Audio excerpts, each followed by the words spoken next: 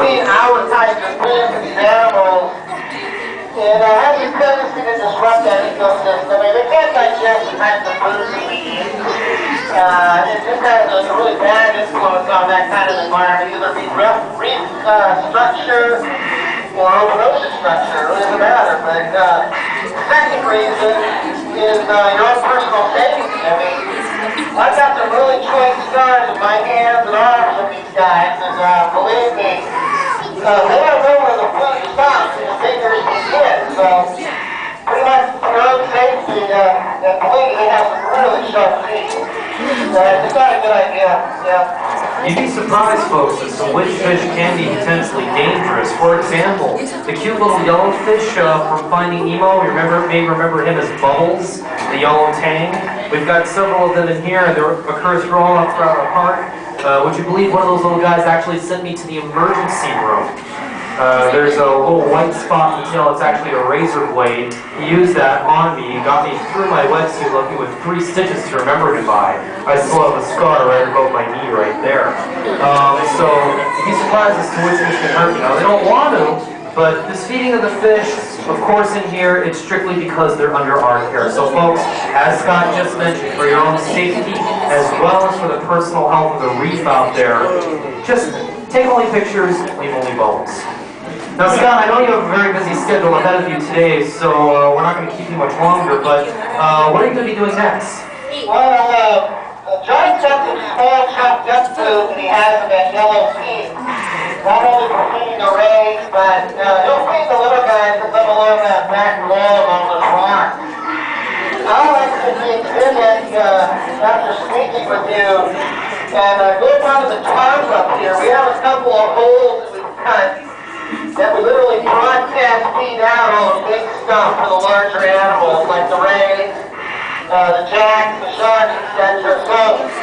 So it'll give you guys an opportunity to observe the kinds of food and the type of behavior they use to get after that food. It might sure give you a play-by-play as it goes on, but I'll literally broadcast it out onto the surface and you'll see it sink and go from there. But you want to stick around for that much.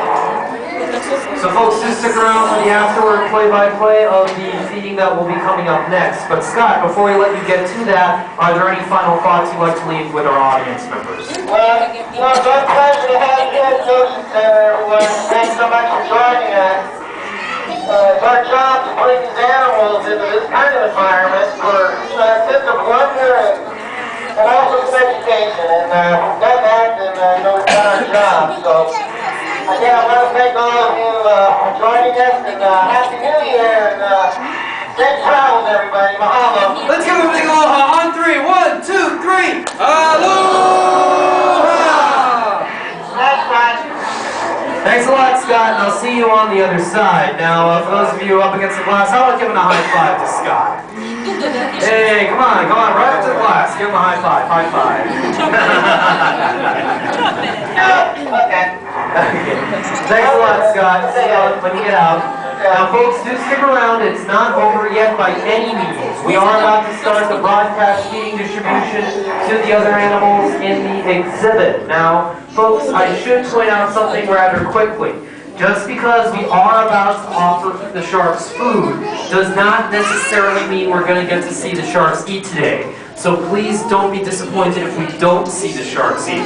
Some of you may have heard me mention earlier, the average reef shark, such as the ones we keep in here, they usually only eat once a week.